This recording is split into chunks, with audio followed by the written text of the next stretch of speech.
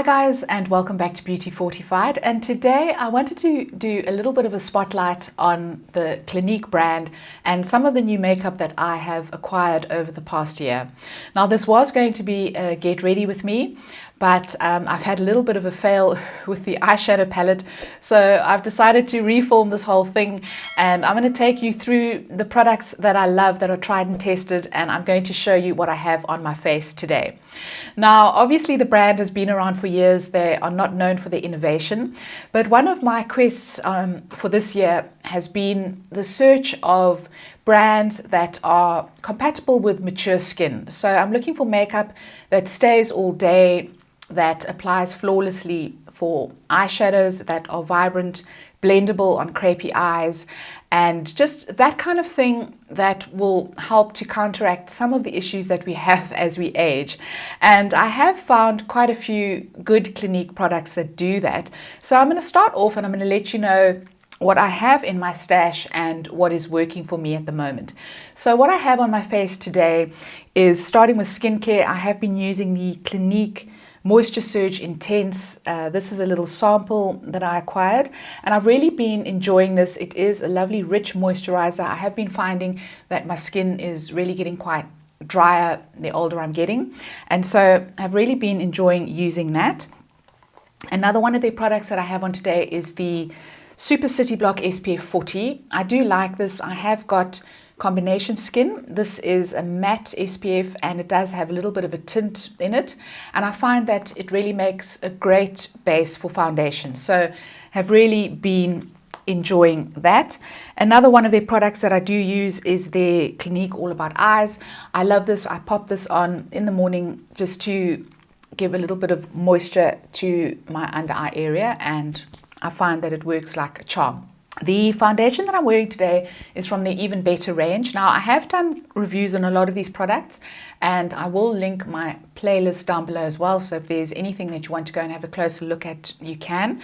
And I've been using the oil-free Even Better, and I am in the shade Honey, and I really like this. It is buildable. You can get quite a sheer coverage out of it, and just really like that as an everyday foundation. And that would be for normal combination or oily skin. If you are on the slightly drier side, then I would suggest the Clinique Even Better Glow. It's just, again, a beautiful one, but it just does have a little bit of extra radiance in it, so it really is lovely. And I also have the shade Honey in this one as well. So that is the foundation that I have on today. That is the oil-free one. And then I went in with a little bit of their bronzing powder. Now the one that I've got is in the shade 02 Sunkissed, and I do love this. It is an oil-free bronzer, and it really is a beautiful shade. It's not too red, so I really love it for just under the cheekbones, and I have used a little bit on my forehead and temples as well, and under my chin as well, just to define my jawline slightly. So I really do love that. And then staying on the face, I went in with the Clinique Luna Pop highlighter, and this is a really beautiful one. It is very sheer. You can build it up as well. It's just such a beautiful, well, it looks beautiful in the pan. I don't know if you can see that embossing, but I really do love it as a highlight. It's just a very understated highlight, which is great for mature skin as well. And then a couple of blushes that I have from Clinique. I have got one, this is Ginger Pop, it's from their Flower Pop range, and this is just an absolutely gorgeous color. You can see that it is very well worn in the pan. I do reach for this quite often. We can no longer get these in South Africa, so I decided to try some of the other pan blushes, and I picked up two this year. Now the first one is in the shade Sunset Glow, and they come in a rectangular pan like that, but then the actual blush is in a strip. So this is Sunset Glow. It's a beautiful kind of mauvey, peachy shade. It's very unique, and it does have a little bit of shimmer in it, and I absolutely love this one. The only thing I will say about their blushes is I do not understand why they have put them into a long, narrow pan. I think that they would work a lot better in a square pan or a round pan. So they are a little bit awkward if you do have a very big, fluffy blush brush. That's the only criticism there. The The one that I'm wearing today is in the shade Aglow, and it is a slightly beige peachy nude shade and does have a tiny bit of shimmer in it as well, but it's not obnoxious. And it's a really lovely one for everyday wear. I just think that it's a great one for work. It's a great one for summer as well if you just want a hint of color. It really is beautiful. These go on beautifully. They just apply flawlessly. They're very blendable and the quality is really up there. So I do rate their blushes, really do love them. Now onto the subject of eyeshadow, which is what I had a little bit of a fail with today. So I have been trying to get my hands on the Quad, and that is in the shade Safari. Now I am a big sucker for greens, golds, bronzes, khaki shades, and this has been on my radar for a long time, and I finally got hold of it. So it comes in a palette that looks like that, and it comes with 2 shimmer shadows, a satin, and then a highlighter. Now I have swatched these for you. So at the top you will see there's a very dark green. Then you have a kind of olivey golden green, which is a beautiful shade. And then below that you have a kind of forest green shade. And then just below that you have the highlighter. So the only one that is a kind of satin is that forest green there.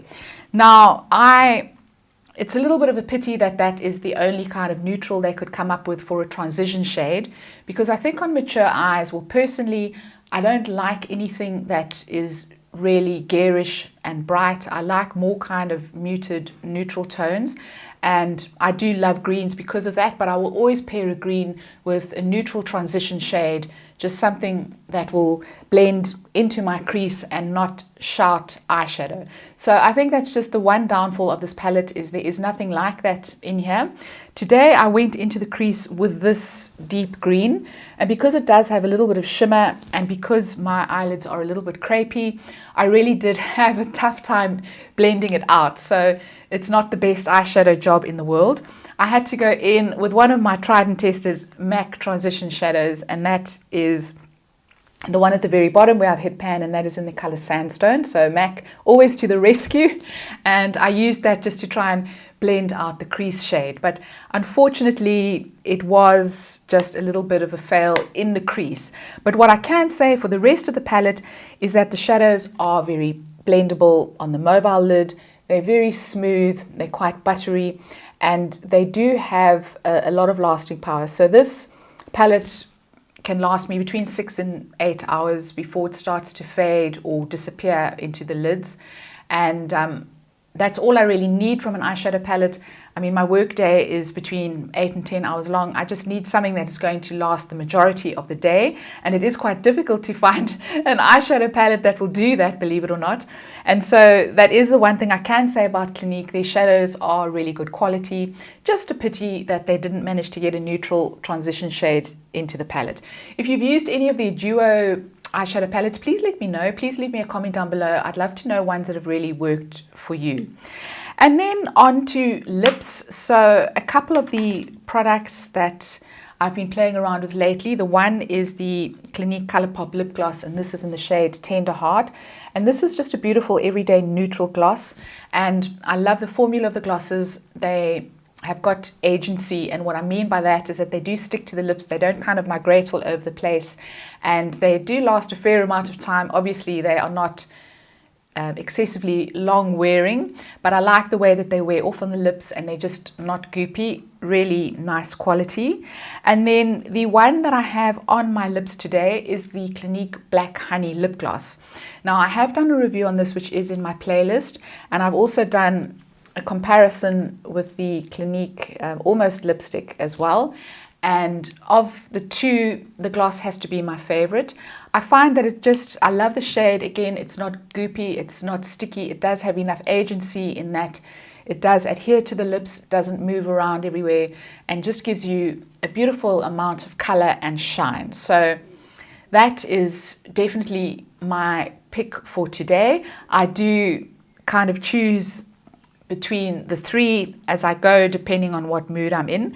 And then I also have one of their lip pencils, and this is in the shade Intense Blush. And this is a beautiful nude. You can use it even with a darker lipstick. I find that it's just a kind of My Lips but better shade, and I do like the quality of this as well. So guys, that is my spotlight on Clinique, a quick overview. Let me know if you've used any Clinique products that I haven't mentioned that you feel like I'm missing out on and that I really should give a go. Please leave me your comments down below. I am going to leave you with a link to my Clinique playlist. If you enjoyed this video, please give it a thumbs up. Please don't forget to subscribe, and I'll see you next time. Ciao, ciao.